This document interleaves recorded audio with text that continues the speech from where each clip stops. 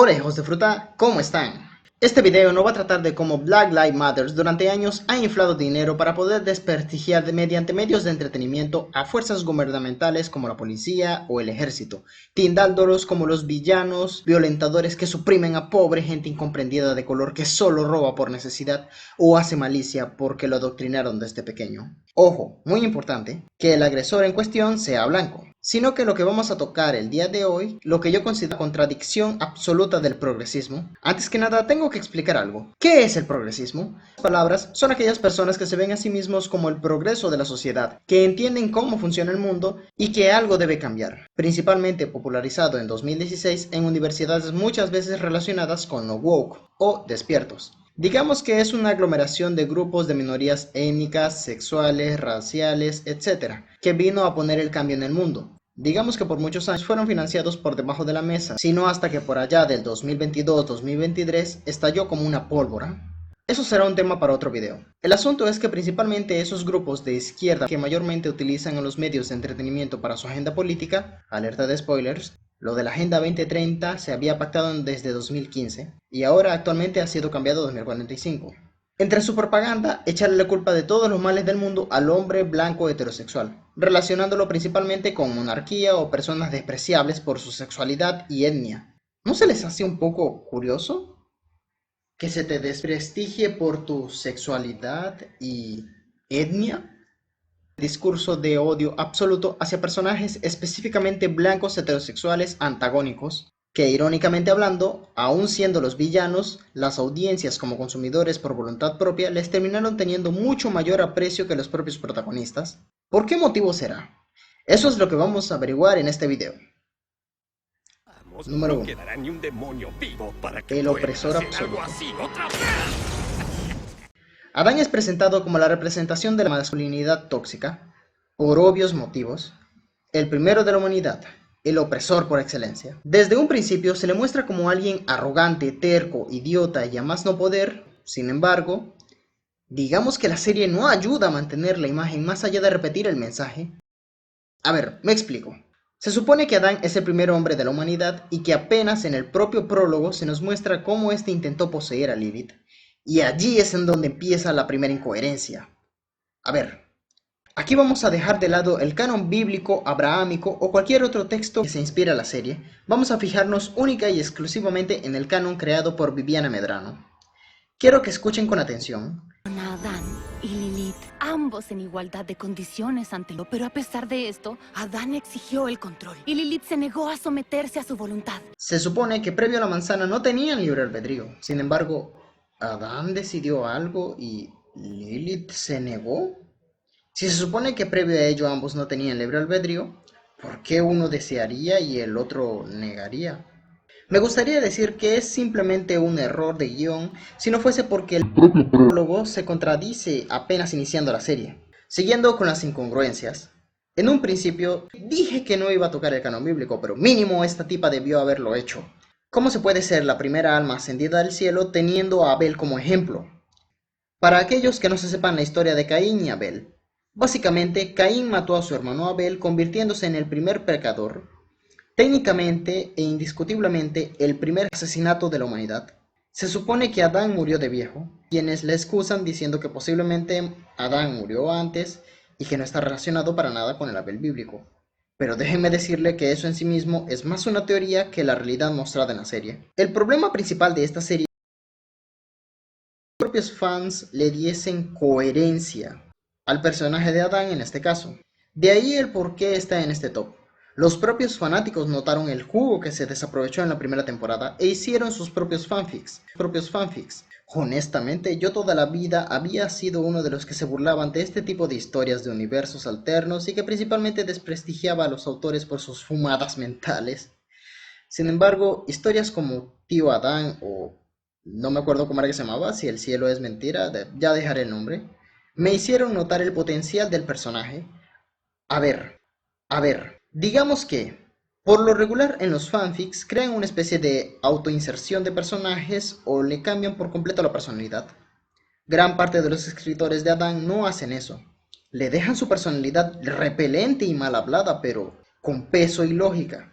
Se profundiza en la importancia de la caída el tipo que tuvo que aprender de todo. Y lo que considero más importante, pero no me había fijado antes, en el hecho de que Adán, al tener el libre albedrío en todo momento, pudo haberse desquitado con Eva. Nadie lo iba a negar, nadie lo iba a regañar, y hubiese muerto. El cielo de todas formas volvería a crear a otro Adán y Eva, de la misma forma que habían reemplazado a Lilith con Eva. Aunque esto también podría ser considerado una teoría por mi parte, sé que se supone el no ser materiales canónicos y creados únicas y exclusivamente por los fanáticos. Vuelve a leer la portada del video. Considero que el hecho de que el personaje, aun con su personalidad, se haya ganado el cariño de tantas personas, eso sí, por favor, evitemos aquellas historias que son vagamente autoinserciones, que no respetan la lógica del personaje y que convierten todo en otra historia bochornosa de autoinserción. ¿Tratar de cumplirlos ellos mismos? Si son peligrosos, los detenemos rápido. Pero si no lo son... Pero ese jamás fue el punto. Todos vienen aquí porque saben que nunca van a lograr que se cumplan sus sueños. El viaje es muy duro, es injusto y penoso. Deciden entregármelos por su voluntad. Y yo hago todo para que olviden sus aflicciones. Magnífico, el maligno. Si de pequeño me hubiesen preguntado qué significa para ti Disney, ni siquiera tendría la menor idea de que se inspiraba principalmente en parques temáticos y que su animación fue de la que la catapultó a la cima. Lo conocería más bien como El Castillo de fondo, con música bien bonita y con historias muy conmovedoras y agradables. El Rey León, La Princesa y el Sapo. Dios mío, voy a hacerle un video a esa película, les guste o no. Bambi, Rapunzel, la mejor princesa de Disney en 3D y no leo lloros. ¿Quién diría que pasaría de ser la mejor representación del entretenimiento occidental y familiar a una mísera copia barata de Netflix? Para no hacerles el cuento largo, básicamente Disney celebró su 100º aniversario con esta película. Muchos consideran que el live action de Blancanieves es la mejor representación de lo que es Disney actualmente, opinión que comparto profundamente, pero diría que esta película también representa toda la vagancia de Disney en la actualidad, incluso mal implementada. Personajes planos, sin moralidad y lo peor de todo, una protagonista que parece la villana y un villano que ni roza la malicia. No sé si lo recuerdan, pero por allá del 2019-2020 rondaban ese tipo de videos de villanos que tenían la razón. Porquerías que lo único que hacían era autocromársela a los villanos y hacerlos ver como los buenos. Ya hice un video explicando del por qué considero que es una estupidez y después planeo hacer un top 2. Desenmascarar a los villanos o quitarlos de su rol antagónico, en especial a los villanos de maldad absoluta, lo considero una estupidez. Pero el problema con este personaje es que la historia te lo vende como un villano tramposo o una especie de rey controlador que tiene subyugada a su gente, solamente porque él es quien decide qué hacer con los deseos de las personas, y la película intenta hacer una especie de empatía en la que todos los sueños se pueden hacer realidad si no hay personas quienes controlan lo que no puedes hacer. O ese se supone que debería ser el mensaje original, porque lo que me está mostrando en la película en cada momento es un tipo que lo perdió absolutamente todo. Vio su hogar destruido, vio a su gente sufrir, vio cómo el caos se llevaba todo lo que amaba y aprendió algo que se supone que debería estar equivocado, pero lo hace comprensible para el espectador. Si yo no controlo todo, todo volverá a destruirse. Pero desde el pleno inicio de la película te dejan en claro que no es que el tipo fuese buscando personas a su reino. Las personas por cuenta propia fueron a instaurarse allí debido a la prosperidad, su modelo de gobierno, sin mencionar que hay una canción muy buena en la que se supone que debería ser el declive del personaje y donde él mismo admite ser malo, sin embargo, dejando saber de que a pesar de ser perfecto tiene defectos, pero aún así esos defectos lo que hacen es completarlo. Literalmente el guión obliga a Magnífico a recurrir a métodos ilícitos debido a un problema en el cual él no puede controlar.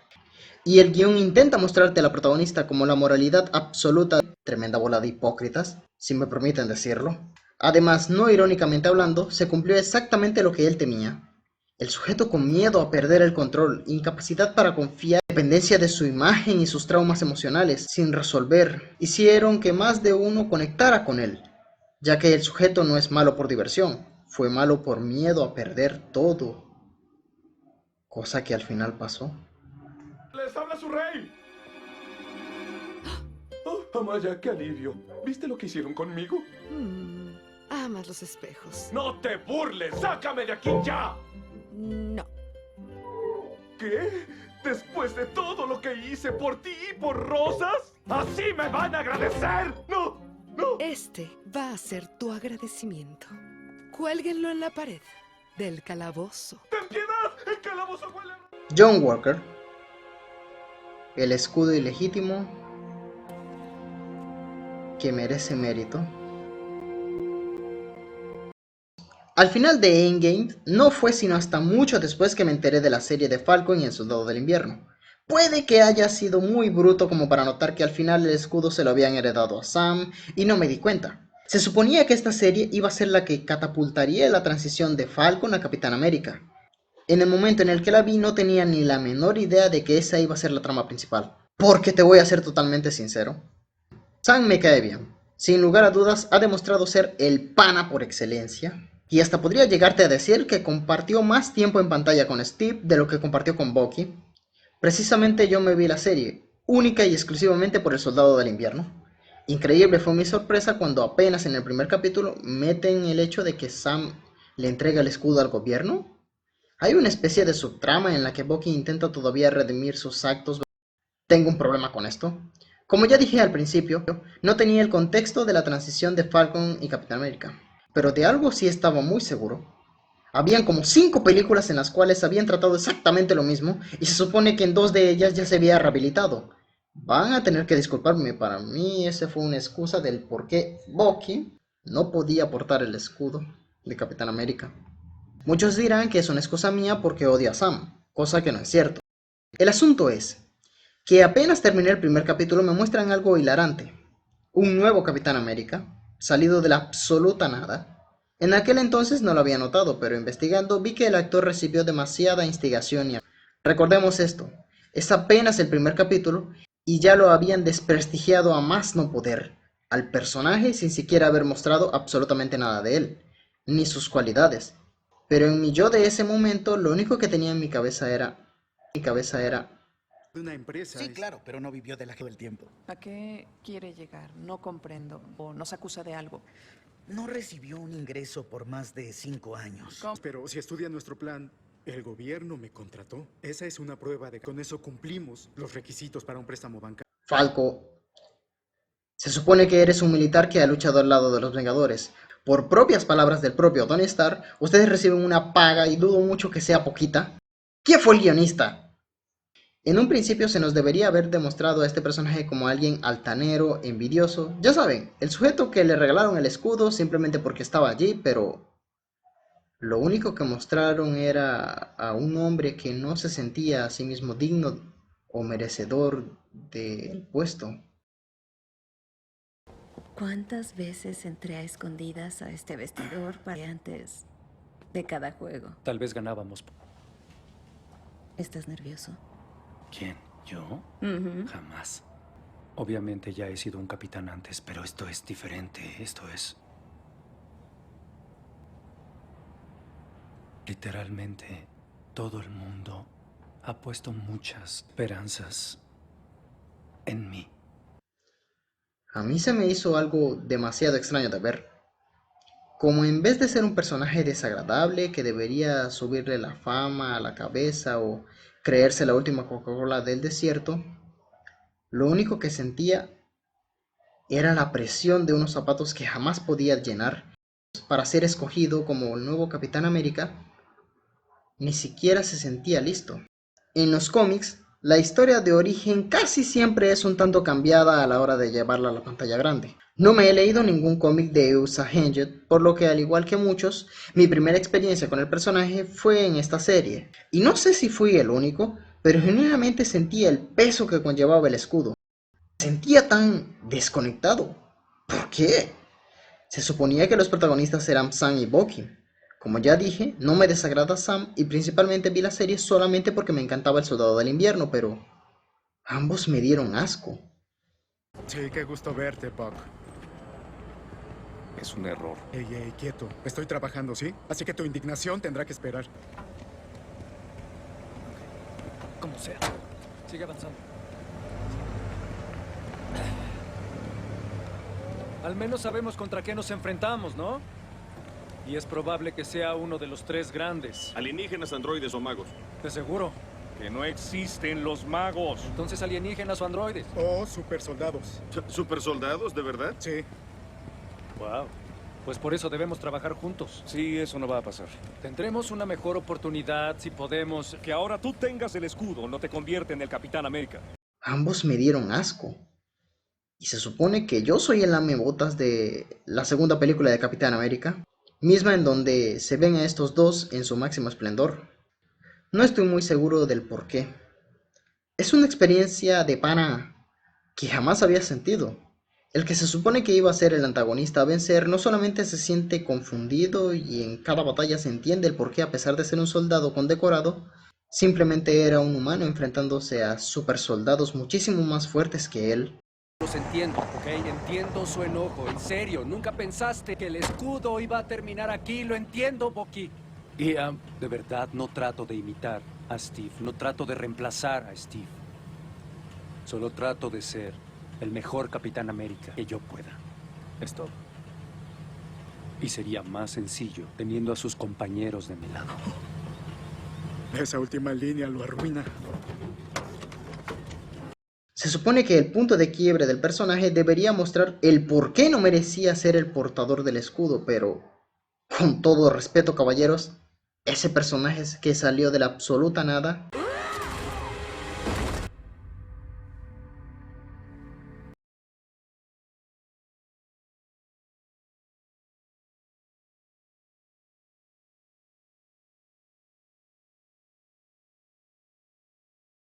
A ver, con esta escena tengo un problema de hipocresía. Como saben, el propio Steve Rogers se enfrentó en la Segunda Guerra Mundial. Obviamente murió un montón de gente, incluso en la actualidad. Hay múltiples escenas en donde literalmente asesina a sangre fría.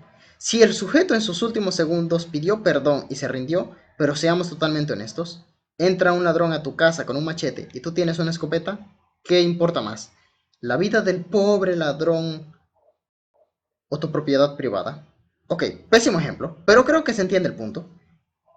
Segundos antes, el sujeto se inyecta a sí mismo una prueba experimental que había sido utilizada por los Black Smasher, grupo antagónico. A su madre, me estoy desviando del tema. Volvamos. Más bien me fui por las ramas. El asunto es que el sujeto es denigrado, humillado y apalizado tanto física como psicológica, como literal, por todos aquellos a los que una vez pidió ayuda. Se supone que este sería el declive del personaje, pero casi al final, en el último acto de bondad, decide salvarle la vida incluso a quienes lo denigraron. Claro, obviamente todo el crédito se lo tiene que llevar el protagonista, pero al menos lo intentó. Y lo que yo considero el mayor escupitajo en el universo Marvel. Nunca van a ver que un hombre negro sea el Capitán América. Si tuviese que describir a los escritores sería en plan... Oh, Black Panther. Oh. Conclusión. Por favor, compañías multimillonarias, dejen de contratar a gente colectivista que obviamente cobra barato y que está más sesgada en mantener una narrativa marxista victimista de toda la vida en donde siempre se tiene que estar oprimido por algo mientras que te pagan por tu vagancia. Espero que les haya gustado el video.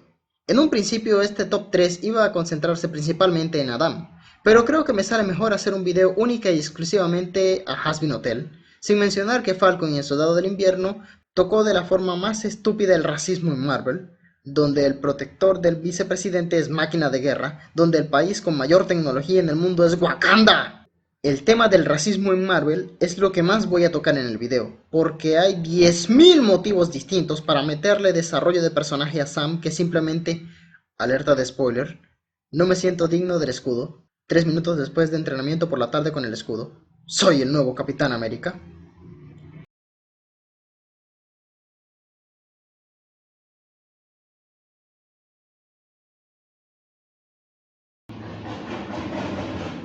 Maldito ruido. Okay. Vamos a fijarnos. Maldito. Ok, todo bien.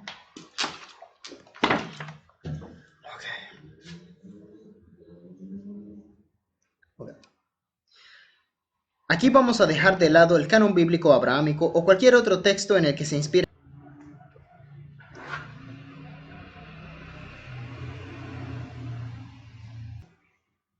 Coño, pero ¿y ese maldito grillo?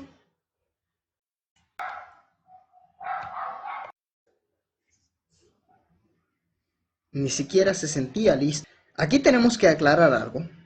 En los cómics, la historia de origen tiene...